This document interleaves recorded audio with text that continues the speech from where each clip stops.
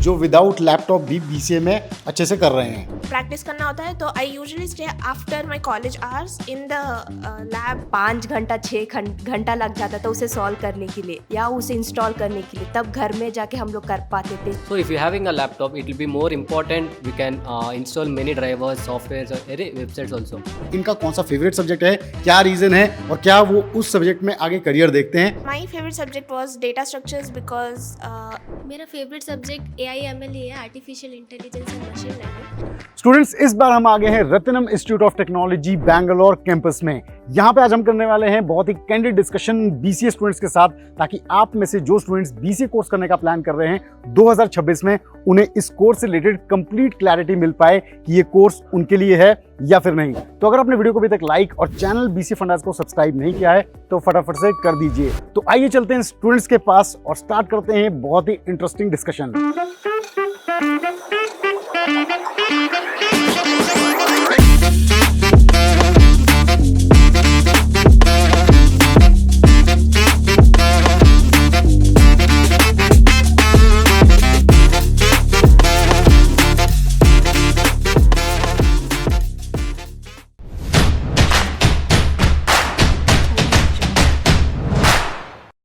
To get free career counseling, check the link in description box and pin the comment below. तो BCA जैसा कि हमारा practical course है, coding हमें करनी होती है। मैं इन स्टूडेंट्स से जानना चाहता हूँ कि कितने स्टूडेंट्स के पास लैपटॉप है, अपना पर्सनल लैपटॉप है, और कौन कौन से ऐसे स्टूडेंट्स हैं जो विदाउट लैपटॉप भी बीसीए में अच्छे से कर रहे हैं। तो आप में से कौन कौन से स्टूडेंट्स हैं जिनके पास लैपटॉप नहीं है? 1 2 3 4 5 6 7 ओके। और लैपटॉप आपके पास किन किन के पास है?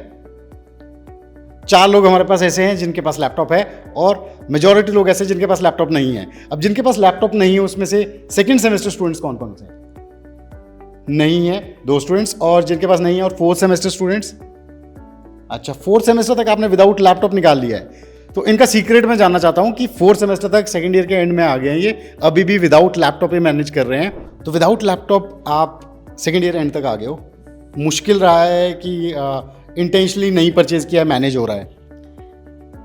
मुश्किल तो है, but the college which I am studying right now they have provided me laptop for home. Exam के टाइम उन्होंने प्रोवाइड किया है ताकि जिन जिन के पास लैपटॉप नहीं है, एटलीस्ट एग्ज़ाम के वक्त जो प्रैक्टिकल एग्ज़ाम होता है वो कुछ प्रैक्टिस कर लें। और जो भी कोर्सेज हुए थे, जैसे कि UI UX फिग्मा का जैसे भी हुआ था, उन्होंने कोर्सेज दिए थे, तो उसके लिए भी उन्होंने टाइम एक्सटेंड कर दिया था कि आप कोर्सेज ख़त्म करने के बाद, प्रोजेक्ट करने के बाद ही आप दे सकते हो। तो that was one advantage that I had. अगर लैपटॉप यूजुअली डेज में जब प्रैक्टिस करना होता है तो I usually stay after my college hours in the lab, और या फिर लंच ब्रेक में जब एक्स्ट्रा टाइम होता है या फिर कोई फ्री पीरियड होता है, तो that free time I usually use that to code और learn something, to build something. That is the reason. तो लैब्स का कोई ऐसा फिक्स टाइम नहीं है, आप कभी भी एक्सेस कर सकते हो उनको? हाँ, कभी भी एक्सेस कर सकते हैं। If you want to stay after the college hours, you just have to inform certain person कि आप इतने टाइम तक रहोगे, so that they can inform your parents as well. तो मुझे इसमें ये समझ में आ रहा है कि अगर कॉलेज आपका ऐसा है जहाँ पे लैब में आप शाम तक काम कर सकते हो, तो वहाँ पे लैपटॉप की इतनी ज़रूरत नहीं है। वो आपको चेक करना होगा कॉलेज सिलेक्शन करते हुए कि लैब्स की कोई फिक्स टाइमिंग्स नहीं होनी चाहिए, आपको अलाउड होना चाहिए, देन लैपटॉप की इतनी ज़्यादा ज़रूरत नहीं पड़ेगी। ठीक है। How are you managing till second semester without laptop? Is it okay? Like they are providing laptops from the college. Like during the exam, they'll give like we need to inform them and we need to take it to home during exam times, and they're making it easy. Like we can use it in college as when we need also. Okay. And who all were having laptops with them? Raise your hands. You. Okay. So I'll come to you now. So you are having laptop, right? So in which semester did you purchase it? कब खरीदा और कितने benefits हुए? मैं laptop खरीदी second semester में, और benefits के क्या है, तो मैं भी जो भी मेरा प्रोग्राम्स रहता है या कुछ भी हम यहाँ पे पूरा मेरे लैपटॉप में रहता है, मैं घर जाकर उसको पूरा प्रैक्टिस कर सकती हूँ। और यूजुअली ऐसा टाइम नहीं रहता कि मुझे कॉलेज में स्टे करना पड़ेगा या गलती से लैपटॉप नहीं मिला तो मुझे ये करना पड़ेगा, या कभी कभार क्या होता था, एप्लीकेशंस क्या होते कभी कभार इंस्टॉल नहीं होते थे, एरर आ जाते थे, और हमें जाकर उसको सॉल्व कर, कभी कभार 5 घंटा 6 घंटा लग जाता था उसे सॉल्व करने के लिए। या उसे इंस्टॉल करने के लिए, तब घर में जाके हम लोग कर पाते थे, सब कुछ आसानी से हो जाता था हमारे लिए। Laptops are very more important in student life because not only for the coding or any practical purpose, but it is very more important in a student life because in mobile phones and all we can't having much drivers to install and much priorities we can't give only for the mobile things. So if you're having a laptop, it will be more important. We can install many drivers, softwares, or any websites also. We can run more of the sites, but in mobile phone, Android phone also, it will not be supported. Firewalls will be there and cookies will be there. We can't accept everything because data is also privacy. Okay, which laptop you are using? What is its standard configuration? Currently, I'm using HP Victus.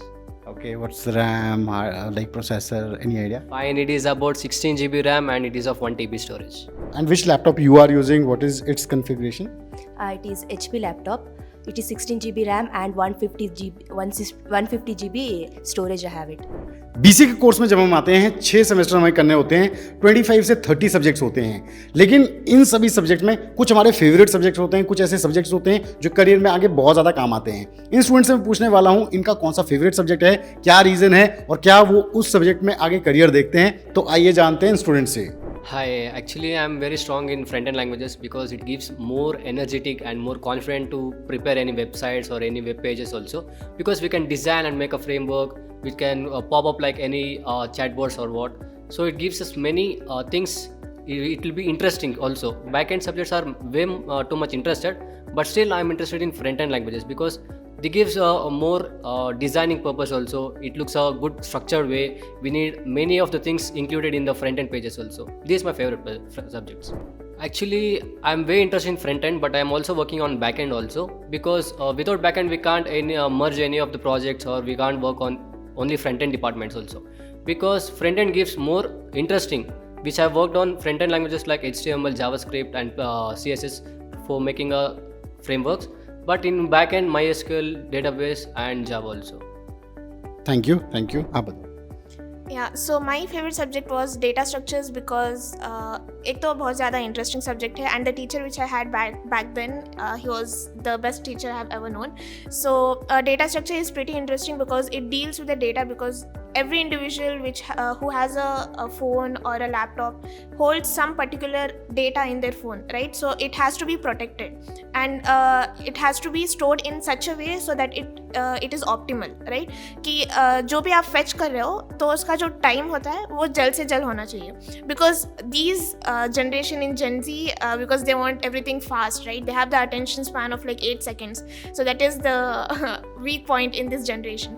So data structure is one place where you can learn how the data is being stored. And also another subject is artificial intelligence and machine learning, because artificial intelligence is booming in this very era and it's transforming day to day.